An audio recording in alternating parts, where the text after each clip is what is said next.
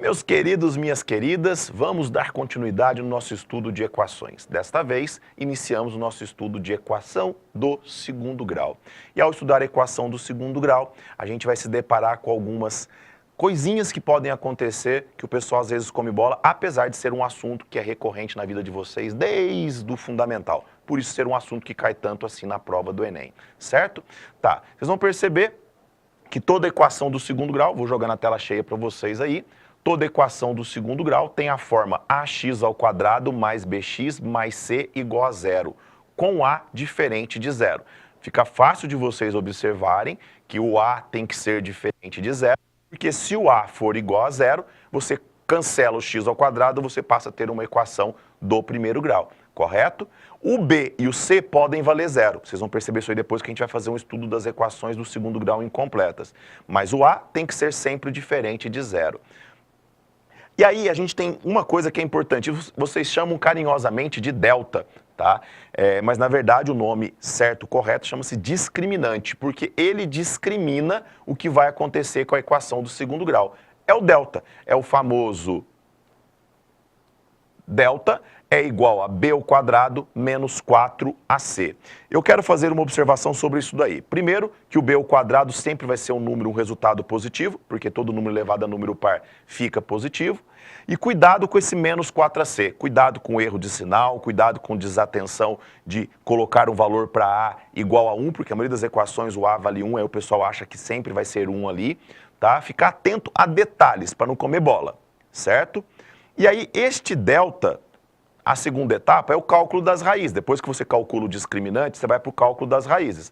O cálculo das raízes, tá, na fórmula de Bhaskara que a gente fala, é menos b mais ou menos o raiz de delta sobre 2a. Então vocês vão perceber que na hora que eu vou calcular as raízes, o que tem de diferente ali é aquele raiz de delta, tá? Então o que eu vou fazer aqui para a gente poder ter um negócio bem claro na nossa cabeça, tá? Volta aqui joga aqui no exemplo aqui, Douglas. Olha só, eu vou fazer 3 exemplos. Vou fazer o delta 12, delta 16, delta menos 7. Se o meu delta deu 12, o meu próximo passo é fazer raiz de delta, que é raiz quadrada de 12. Aí o que eu vou ter que pensar? Como é que eu faço raiz quadrada de 12? Eu vou pegar o 12 e vou fatorar em números primos. Por 2, 6, por 2, 3, por 3, 1. Como é raiz quadrada, cada 2 números iguais sai 1 para fora. Então aqui vai ficar o quê? 2 raiz de 3. Porque o pessoal tem a falha, a velha mania de achar que só está certa a sua equação do segundo grau e o seu delta der um número quadrado perfeito bonitinho. Se der um número quadrado perfeito, o que é um número quadrado perfeito? É aquele número cuja raiz dá um número exato, um número natural. Neste caso, raiz quadrada de 16 é 4. Correto? Então, se o teu delta der um quadrado perfeito, que seria 1, 4, 9, 16, 25, 36, 49 e assim por diante, beleza, legal, vai dar um número natural. Mas não significa que a sua equação só vai estar certa se der um quadrado perfeito. Nesse caso, se delta der 12, vai dar raiz de delta, vai dar 2 raiz de 3 e você arrasta isso para a resolução da equação, correto?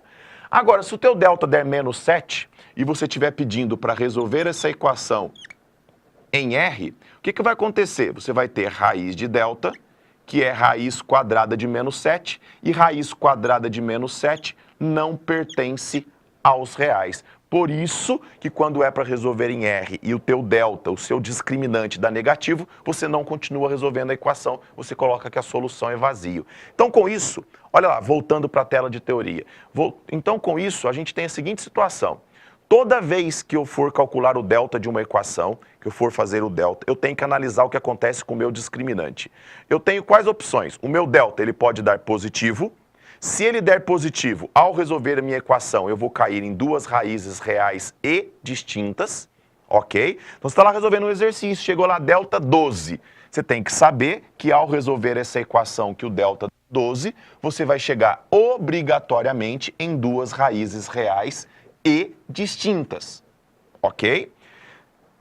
Se eu for lá, estiver resolvendo e o meu delta der 0, toda vez que o meu delta der 0, eu vou fazer raiz quadrada de 0, que é 0. Nesse caso, eu vou ter 2 raízes reais e iguais, ok? uma dica que vale a pena eu contar para vocês. Toda vez que eu tiver uma equação do segundo grau, que o trinômio do segundo grau em questão for um trinômio quadrado perfeito, o seu delta vai dar zero. Toda vez que o delta der zero, é porque aquele trinômio do segundo grau em questão é um trinômio quadrado perfeito. Eu até vou aproveitar para fazer um exemplo para vocês aqui, para vocês poderem acreditar em mim. Olha só esse exemplo que eu coloquei para vocês aqui, ó. X ao quadrado menos 6x mais 9 igual a zero. Não sei se vocês lembram que isso aqui é um trinômio quadrado perfeito. Quem não lembra o que é um trinômio quadrado perfeito, vai lá nos conteúdos de matemática básica que estão disponíveis no meu site, matemáticacomgaspar.com. Lá você vai ter lá a parte de produtos notáveis, você vai ter a parte de trinômios quadrados perfeitos e você vai poder observar, lembrar o que é um trinômio quadrado perfeito. Nesse caso, vou calcular o meu delta. É b ao quadrado menos 4ac. Então vai ficar delta, vai ficar b ao quadrado menos 4ac. O meu delta vai dar 36 menos 36. O meu delta deu zero. Percebam, toda vez que o meu delta for zero, é porque eu tinha um trinômio quadrado perfeito. Toda vez que eu tenho um trinômio quadrado perfeito é porque o meu delta vai dar zero. Então o que vale a pena vocês observarem? Estou lá resolvendo um exercício de uma equação do segundo grau. Observei que eu tenho um trinômio quadrado perfeito. Eu já posso dizer que o delta é zero com certeza, se for para resolver a equação do segundo grau. E aí para calcular as raízes, menos b mais ou menos raiz de delta sobre 2a. Neste caso vai ficar menos b mais ou menos raiz de zero sobre 2 vezes o a. Eu quero que vocês percebam que, neste caso, toda vez que eu tiver um trinômio quadrado perfeito, o meu delta é zero e a minha raiz vai ser menos b sobre 2a. Então, aqui eu vou chegar no quê? x1 é igual a x2, eu vou ter duas raízes iguais, que vai ser menos b, nesse caso o b vale 6, sobre 2 vezes o a, que é 1. Minha resposta vai ser 3. Então, a solução dessa equação são duas raízes reais e iguais.